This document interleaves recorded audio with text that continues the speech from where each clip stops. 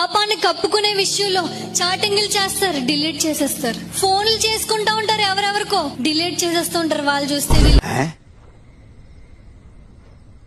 ఏమనుకుంటారు, పాపాన్ని కప్పుకోవడం కదా. పాపం చేస్తారు, ఒప్పుకుంటారా? ఒప్పుకోరు. నేను చేయలేదు, నేను అలా మాట్లాడలేదు, నేను చూడలేదు, నేను తిరగలేదు అని వాళ్ళ పాపాన్ని అబద్ధాలతో కప్పుకోవాలను. పాపం చేశాను అని అనుకోరు. పాపం చేశాను అని అనుకోరు. టీవీ చూస్తారు, అప్పటిదాకా సినిమా చూస్తారు, వెంటనే ఛానల్ మార్చేస్తారు, కప్పేసుకుంటారు పాపాన్ని. ఫోన్ లో అప్పుడు దాకా ఏవేవో చూస్తారు, ఎవరైనా చూసేస్తారు, హిస్టరీ క్లియర్ చేసేసి మరలా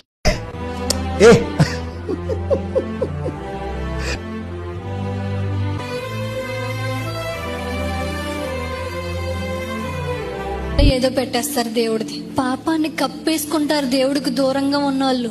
అలాంటి వాళ్ళకి మనశ్శాంతి ఎక్కడ దొరుకుతుంది?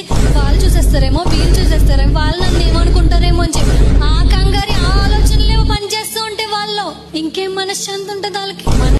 అంటే అది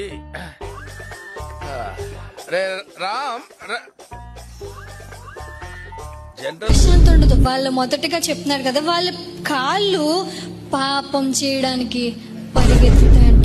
పాపం